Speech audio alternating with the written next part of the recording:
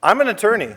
I'm a veteran, and I'm certainly not anywhere near the caliber of math instructor that I'm hearing about, nor can I create the kinds of math programs that some of you have created. So I truly am honored to be here with you. My hope is to just tell you a little bit about what I've experienced as an outsider for fun, going and teaching math and seeing what people are doing with it. So I focus on people. That didn't used to be the case. My math background was in math and computing, and my specialty was in encryption a long time ago.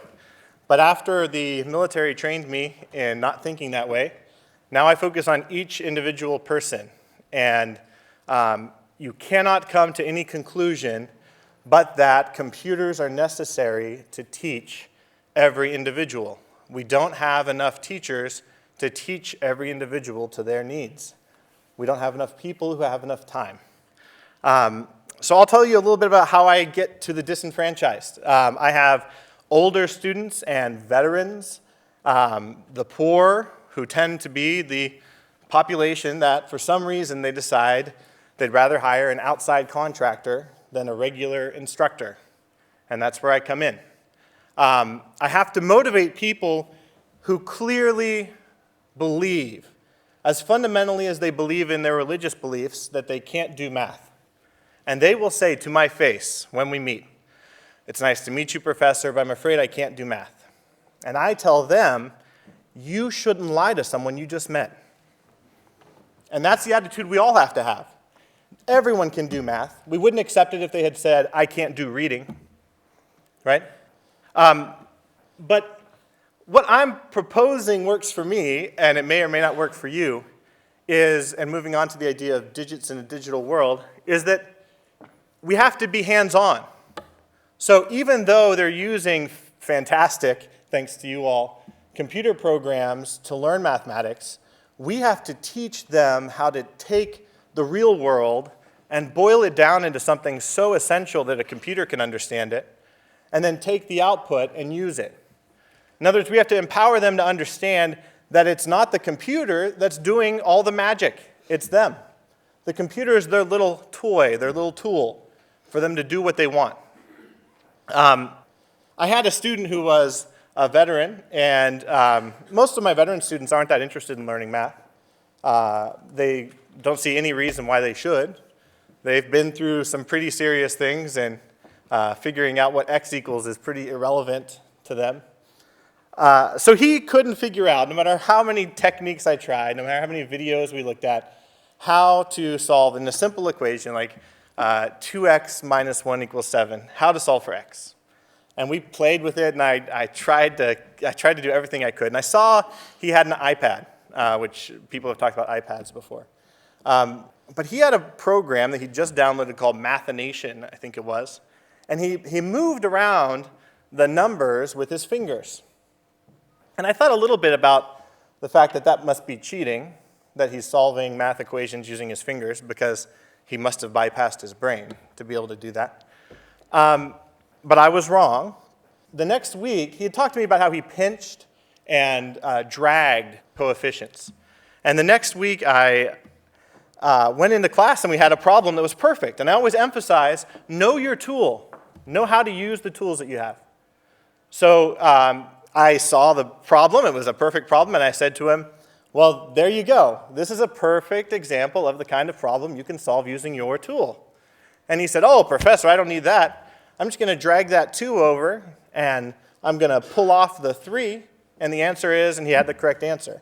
So he had, despite me, learned mathematics. And I think that should be our goal. Not necessarily to be able to teach mathematics, but for our students to learn it. I want them to ask why whenever I teach them anything, and especially when I'm teaching them mathematics. I believe that you should train as you fight. That's what the Army taught me, and I think it's right. I think that academics has it wrong. They teach mathematics in this strange vacuum where students don't have access to the internet or computers. I encourage my students to call professors who are teaching at universities, even on exams if they'd like. I say text message your friends and your moms and dads. Use whatever you would be able to use in the real world. And I tell them to do that because that's the world they're going to be in. And if you don't practice like you're going to play, then you're not going to do very well.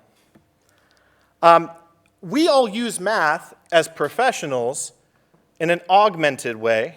And what I mean by that is everything I do I have a basic understanding, but I don't do the calculations. I rely on a computer. And I want them to get to that level where they understand how to create the input and read the output. Hopefully, if they choose to, they can learn the machinery underneath, but I don't necessarily teach it. I call it cheating math because every student at some point comes up to me and asks, "Isn't this cheating?" And the answer is, absolutely it is. And do it well, right? Because that's life. Life is about taking the tools that are available and using them to do your best. Finally, I just want to say I always treat them on their terms. So if I'm teaching high schoolers, I let them text message their friends. I let them talk during class. If you don't, they're going to spend your class time thinking about text messaging their friends and talking to each other. You have to build reality within theirs instead of trying to impose an artificial reality, this brand new classroom that you think that they're going to pay attention in, onto them. For my older students and for my veterans, I focus a lot on how they're going to make money with whatever I'm teaching them. So when I first taught them area, I didn't say this is the formula for area, solve it. I said I had a client that was offered $70,000 for a piece of their property. And I gave them the dimensions, and I told them how much the property was worth per square foot. They calculated whether or not we should have taken the offer correctly, I might add, even though I'd never taught them how to perform that particular operation. They hopped online and figured it out. And as a result, they accepted the offer, as I did, and our clients made $20,000. And those kinds of realistic ways to take math and make money and apply it in your real day-to-day lives are what I'm focusing on. I know we've had a discussion of games earlier, and so I just want to jump on that bandwagon and say there are some really effective ways to use games, and I won't go into those now. And then the last thing I want to talk about, the biggest distraction of all, each of your students is a distraction because they're humans, and they have things going on in their lives that distract them from learning. It's my firm belief that it's our job, each of our jobs as educators, not to ignore those things or view them as distractions, but to embrace them, because if we ignore them, then the human learner can't learn. And that's all I've got. Thank you. Great.